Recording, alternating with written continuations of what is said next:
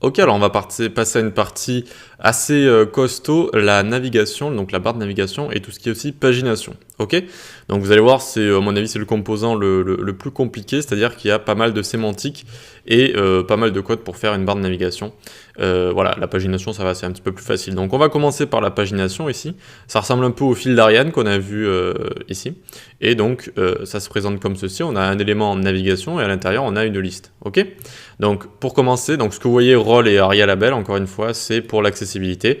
Ça dit à la liseuse en fait pour les malvoyants, ceci est une navigation, ceci est aussi une pagination. C'est un type de navigation, c'est une pagination. Donc pour commencer, on lui met une classe, la classe pagination, tac, ça va venir centrer notre liste ici. Et ensuite, on va aller dans notre liste, on va mettre pagination liste. Alors, liste sans E, bien sûr. Tac, ça va utiliser Flexbox, ça va les mettre les uns à la suite des autres. Et donc là, ça commence déjà à ressembler un peu plus à une pagination. Ensuite, donc, on va mettre pagination-link pour tous nos liens à chaque fois. D'accord, tac. Et donc, ça va les transformer comme ça. Et donc, aria label, encore une fois, c'est pour les malvoyants. D'accord, donc là, ça dit que quand on clique sur ce lien, ça va à la page 1, par exemple. Donc très bien, ensuite en dessous on va faire les trois petits points ici, donc les trois petits points sont faits avec ce code HTML, d'accord, regardez si j'enlève les trois petits points s'en vont, et voilà c'est un code HTML qui permet de faire trois petits points. Ensuite donc pour les trois petits points on va rajouter pagination, ellipsis, hop, et donc tout simplement ça va venir rajouter du padding et un peu de background à ces trois petits points, voilà tout simplement. Vu qu'en dessous on a encore un lien, hop on y va, on met pagination link, nickel, tac, regardez, ça va le styliser. Ensuite, en dessous, hop, on peut lui mettre également pagination link et on va lui rajouter quelque chose. Vu que on va faire entre guillemets en sorte que c'est la page sur laquelle on est, on va lui mettre is current, hop, et du coup, ça va le mettre en bleu comme ça, comme si c'était la page sur laquelle on était, voilà, tout simplement. Et ensuite, hop, les liens en dessous, on va mettre pagination link, tac, donc vu que c'est un lien également. Ici, vu que c'est les trois petits points, on va mettre pagination ellipsis, hop, nickel, voilà, ça va lui mettre un peu de padding, et enfin c'est aussi un lien ici, donc on va lui mettre également pagination link, et voilà, on a une pagination de fait, assez sympa. Après vous avez juste à mettre du coup des href pour votre pagination pour que ça corresponde du coup à des pages de votre site, hein, tout simplement, pour que quand vous cliquez, ça aille sur une page de votre site. Voilà pour la pagination. Maintenant, on va attaquer la navigation. Ça va être un petit peu plus compliqué. Donc ici, je vous ai mis des petites choses, on va y revenir dessus après. Pour l'instant, on va commencer déjà par créer notre barre de navigation. Donc on a un élément nav ici, d'accord, assez long. Donc on va avoir au début tout ce qui est ici l'icône qu'on va avoir à gauche. On va également avoir ici l'icône hamburger sur laquelle on va pouvoir cliquer quand on est sur les plus petits écrans. Enfin ici on va avoir le menu, d'accord, et donc notamment un menu qu'on va mettre à gauche et un menu qu'on va mettre à droite. Ok, donc c'est parti. Pour commencer, on va aller dans notre nav ici, on va mettre dans le grand conteneur, on va mettre navbar, d'accord, pour que ça commence à la styliser.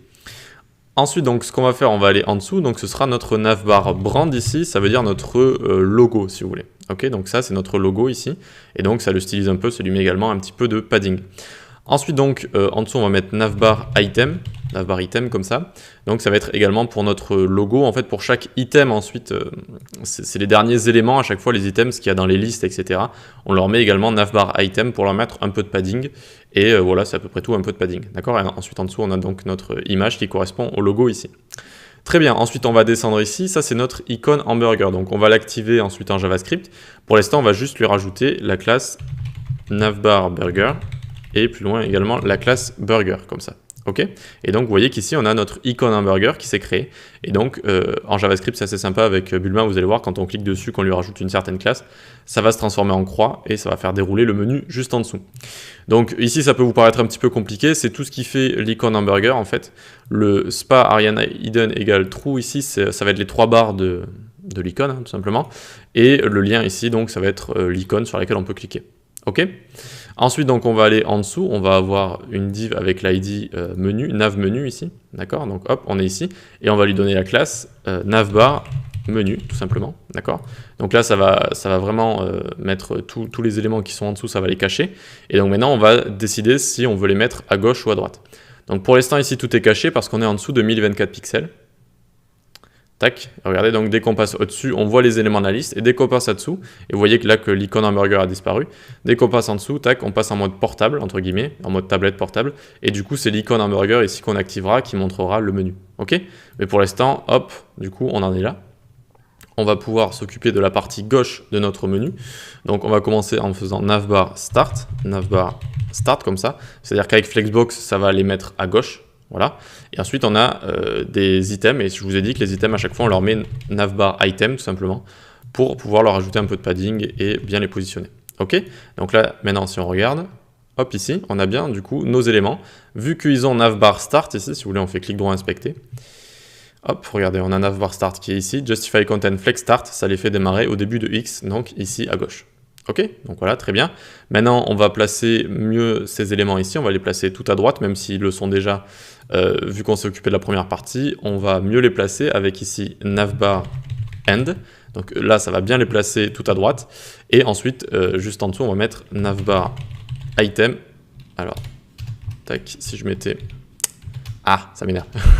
Si je mettais ici navbar item entre guillemets, c'est mieux, d'accord? Donc là, on va avoir nos items, c'est-à-dire 2 boutons tout simplement.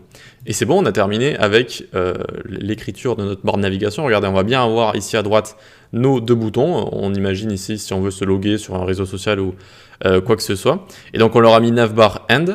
Et donc si vous voulez, attendez, je vais peut-être réduire ça pour bien qu'on le voit.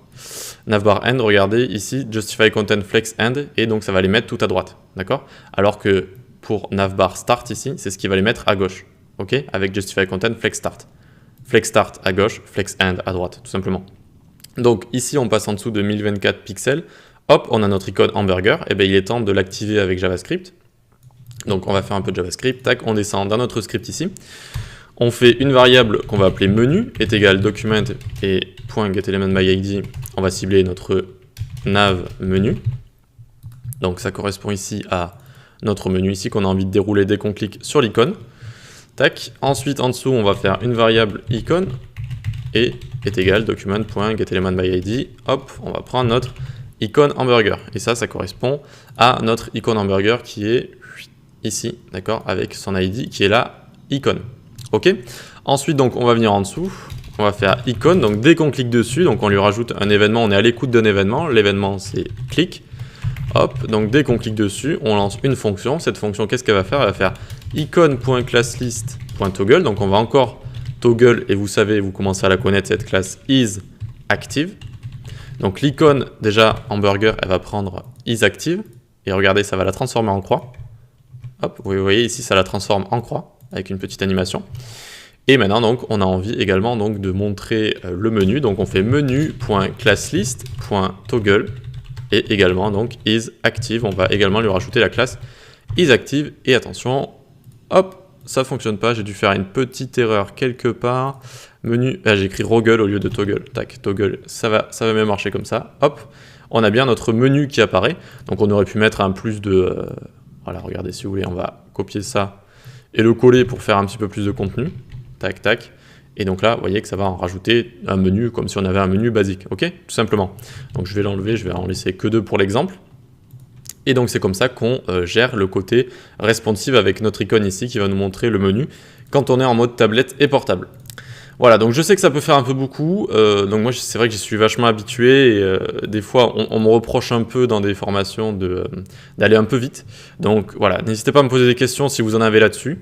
La navbar finalement c'est une icône à gauche qu'on a ici, l'icône hamburger qu'on a là, et ensuite on s'occupe du menu, navbar start pour le mettre à gauche, navbar end pour le mettre à droite, et puis basta, on va ensuite utiliser un peu de JavaScript pour utiliser notre icône hamburger. Ok, tout simplement.